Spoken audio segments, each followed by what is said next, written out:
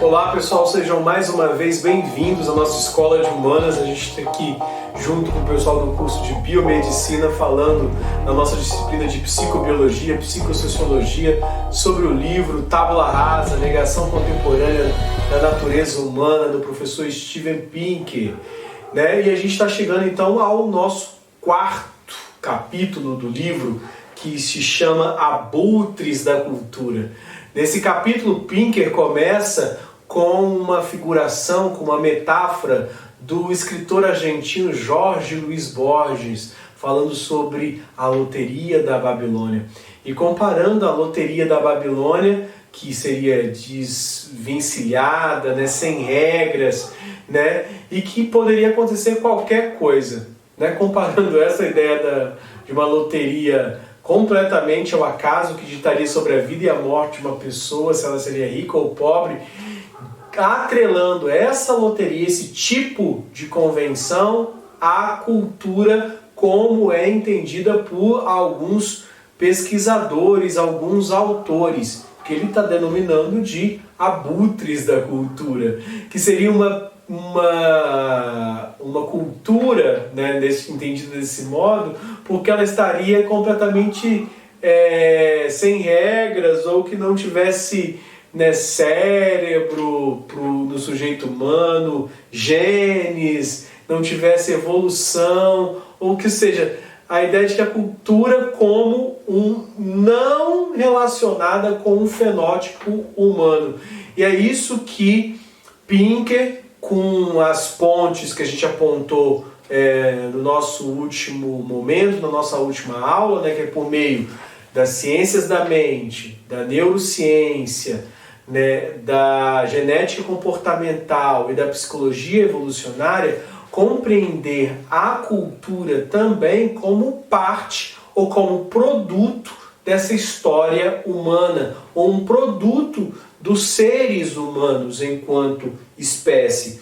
Ela não seria uma questão de sorte ou azar. A cultura como um fenótipo humano, ela é entendida como aquilo que nos faz sobreviver, como aquilo que nos faz, enquanto espécie, enquanto sociedade, prosperar, aquilo que nos faz perpetuar a nossa linhagem, que faz a gente continuar.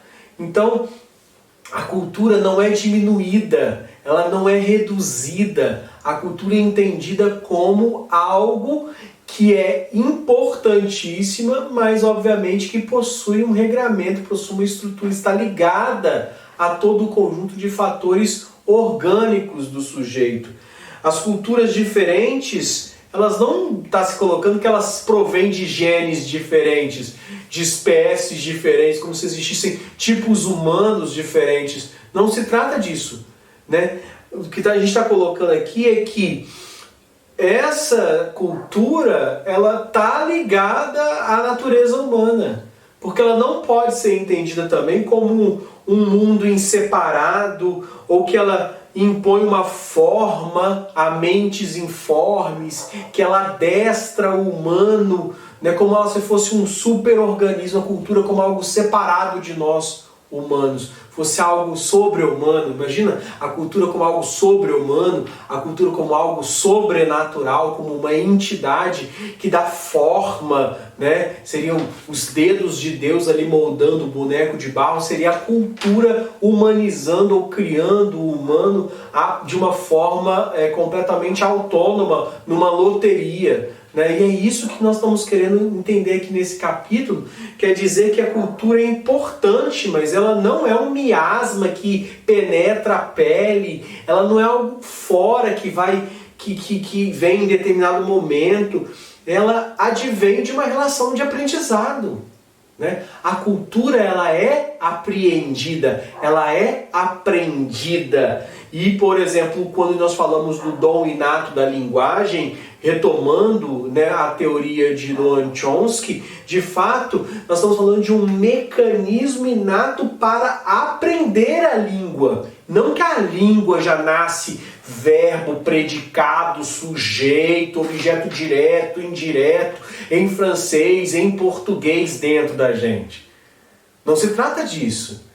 Seria uma loucura pensar nisso. Que de repente a criancinha vai sem ninguém ali ensinar, deixando ela ali separada, ela vai falar mamãe, começar a falar. Não, não é isso. A gente está simplesmente colocando que existe uma capacidade intrínseca à natureza, que é da natureza humana, que é capaz de aprender a linguagem. E essa linguagem se coloca em uma parte do cérebro. Então há uma ligação biológica com essa linguagem. Mas óbvio que essa parole, essa lalangue, essa estrutura linguística vem da cultura. E ela é ensinada pela cultura, mas óbvio que há uma língua interna humana que é a capacidade de sorver e de se comunicar, né? Que é uma característica humana para além da cultura. Então, vou colocar aqui uma frase da página 94 em que Pinker diz o seguinte, abre aspas, a mente sem equipamento para discernir crenças e intuições de outras pessoas, mesmo se for de aprender de outros modos. Vamos lá de novo, hein? A mente sem esse equipamento, corpo, cérebro, orgânico, biológico, capaz de discernir crenças e intuições de outras pessoas, mesmo que ela for capaz de aprender ou de outros modos, ela seria incapaz do tipo de aprendizado que perpetua a cultura. Porque o tipo de aprendizado que perpetua a cultura, ele é diferente de chimpanzés, de robôs, né? Porque é necessário uma folk psicologia, uma psicologia intuitiva, uma psicologia popular que nasce no sujeito, quem nasce no sujeito que vai ali perceber o que de fato deve aprender.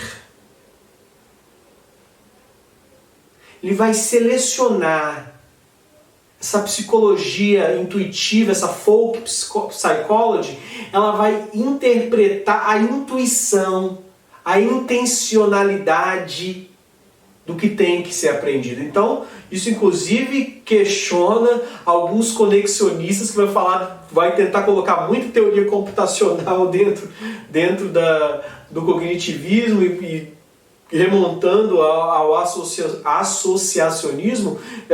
Calma lá, peraí, né? É uma ideia de que, olha, a gente tem crianças que quando elas têm essa capacidade de esponjinha, sabe, de absorver, ela vai entender, eu tenho que aprender isso. Não é só o que foi dito repetir como se fosse uma máquina, não é isso, é uma capacidade humana que existe de interpretar o para além, o intencional, né? E essa intencionalidade, essa folk psychology, essa psicologia intencional, ela produz aprendizado efetivo porque é um aprendizado humano. Não é um processo de adestramento animal, não é um emparelhamento simples de estímulos, não é uma relação de inputs e outputs simplesmente, né, como se fosse uma causa e efeito, mas é uma árvore muito grande de inputs e outputs, na verdade. Então, é daí que nasce a cultura. Psicólogos sociais, inclusive, documentaram amplamente que as pessoas sentem forte impulso de fazer como os outros, de repetir os outros. Isso por duas características. Essa repetição que vai produzir a cultura, ela tem uma conformidade de característica informacional e uma conformidade de característica normativa. Nós copiamos o outro primeiro porque existe um desejo de nos beneficiarmos com o conhecimento e o discernimento alheio, né? A gente quer aprender com o outro, a gente até sabe alguma coisa, mas a gente quer dar aquele confere, a cola, então provavelmente seria como um universal humano, porque é a tentativa de aprender o que o outro está fazendo. Eu até sei, mas eu quero dar a ideia de cultura como uma sabedoria local, uma sabedoria acumulada, de algo compartilhado, né?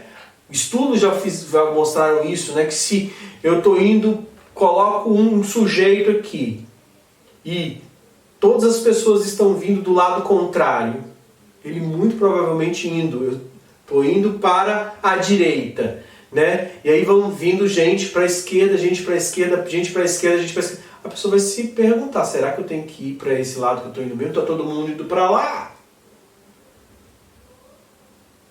Está todo mundo ali dentro de uma fila e eu tenho que chegar naquele lugar lá. Eu nem pergunto se todo mundo está indo para fazer a mesma coisa que eu já entro na fila.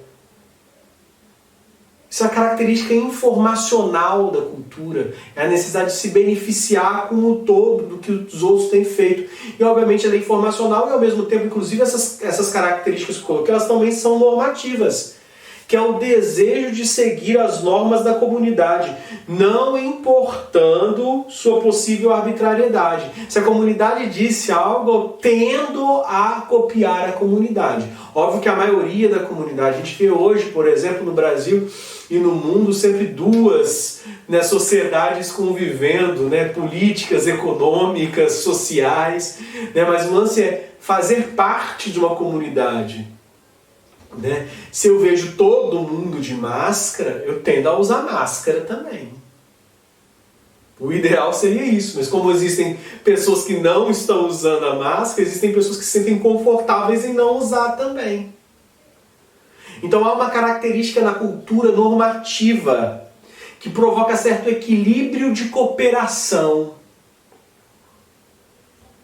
Né? Tipo, não pise a grama, tem a plaquinha, mas a gente sabe que a gente pode pisar a grama. A grama aceita algumas pisadinhas, aceita a gente deitar na grama.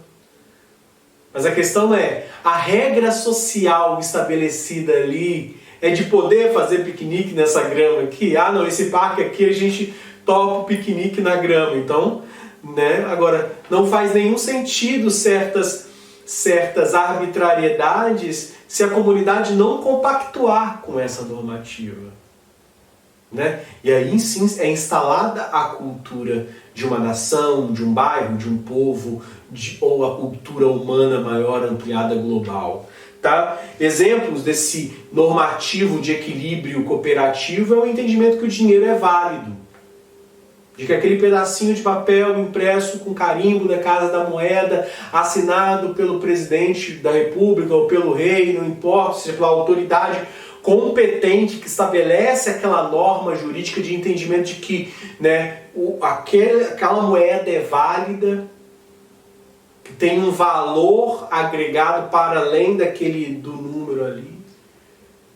O dinheiro, então, é um sistema de trocas válido, porque culturalizado dentro da nossa sociedade. Os dias de descanso, de não trabalhar no feriado, de não trabalhar no final de semana. Quer dizer, mais ou menos isso, né? Porque tem muita gente que está trabalhando no final de semana, inclusive esse vídeo está sendo feito no domingo. Mas eu queria dizer o seguinte, a ideia de que existe um dia de descanso, é uma convenção no calendário, é uma convenção entre os entes. E óbvio, então isso passa a fazer parte do arcabouço cultural. E essas convenções arraigadas tornam-se então parte da realidade ou confundem-se com a realidade. Searle, né, que é um filósofo da linguagem, né, alguém que está pensando as estruturas da filosofia da linguagem, chega a dizer que certos fatos eles são objetivamente verdadeiros porque as pessoas agem como se fossem. E como agem como se fossem verdade, aquilo se torna verdade. Então o dinheiro passa a ter aquele valor mesmo.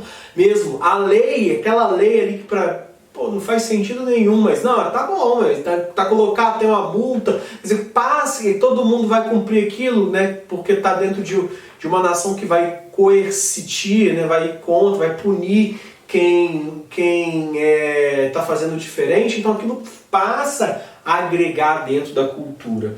Né? Então aquela que seria uma psicologia individual passa a ser entendida aqui na cultura como uma psicologia coletiva, uma cultura coletiva.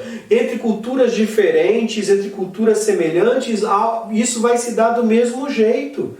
né? Existe, na verdade, uma epidemia, vou pegar aqui a metáfora de Dan Sperber, né? Uma epidemia de representações mentais. E as pessoas então passam a passar esse meme de uma pessoa para outra, esse artefato cultural, como de fato atribuindo um todo cultural, né, que advém de um todo comportamental herdado geneticamente. Né?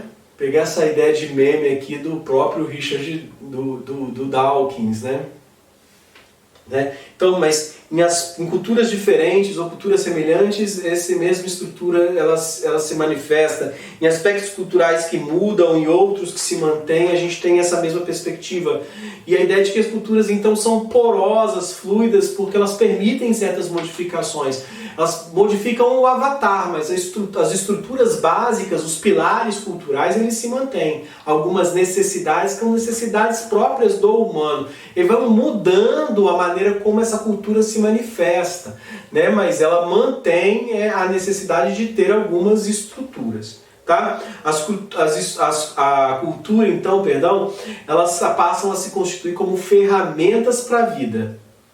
Tá? Mas justamente, lembrando que essas ferramentas para a vida, elas se manifestam não de maneira autônoma, lá como lá na loteria da Babilônia, não.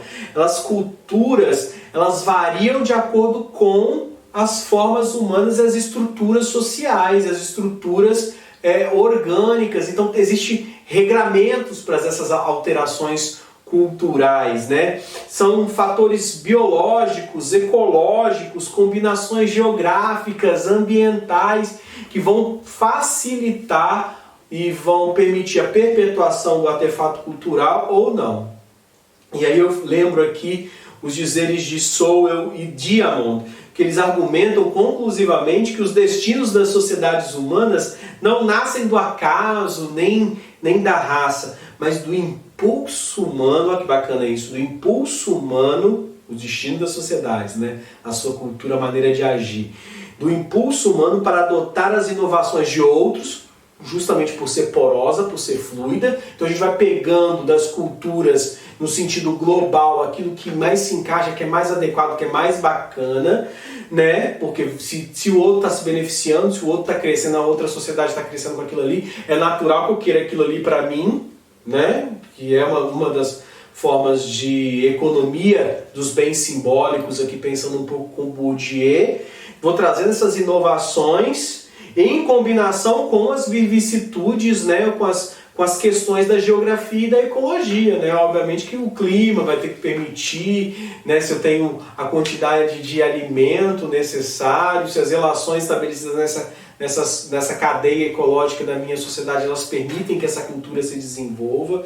Então a cultura é apresentada então como um produto dos desejos humanos. Isso é muito bacana de pensar. A cultura é produto do desejo humano, mas ela não é algo que está ornando, algo que vem apenas servir de moldura para os nossos desejos. A cultura nasce dos sujeitos orgânicos e da sociedade, da nossa construção. Ela não vem de algo para fora, como a gente já estava falando.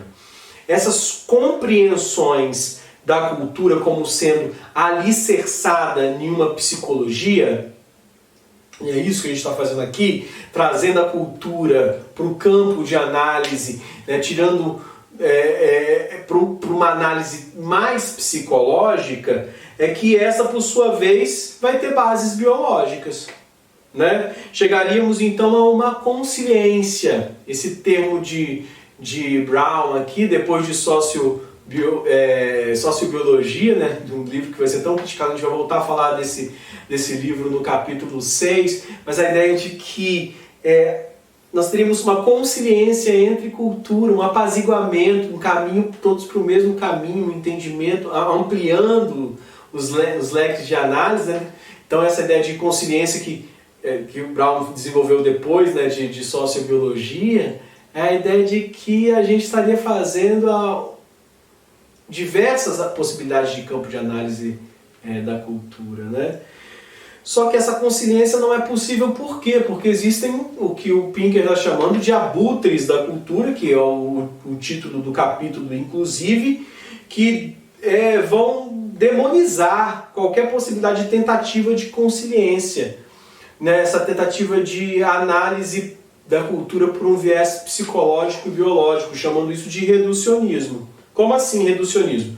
E aí é muito bacana porque o texto apresenta para a gente dois tipos de reducionismo, comparando inclusive o reducionismo com as gorduras, né, com colesterol. Existe um colesterol bom e um colesterol ruim, uma gordura boa e uma gordura ruim. Né? O reducionismo ruim seria o reducionismo voraz ou destrutivo, que tenta explicar os fenômenos da maneira mais simplista possível. Inclusive, quando a gente está xingando, né, usando o pejorativo de reducionista, a gente está falando justamente isso, que é simplista, que seria o mesmo que reduzir a cultura e a história humana à biologia. E aí a biologia nós íamos reduzir à química. A química nós podemos reduzir à física. E isso não é coerente para nós aqui. O reducionismo que está colocado é um reducionismo bom, ou um reducionismo hierárquico, que é aquele que busca não substituir os campos, mas a unidade dos campos, a possibilidade de conversar sobre uma determinada área por outros intérpretes, né? Conectar as áreas, unificar as áreas.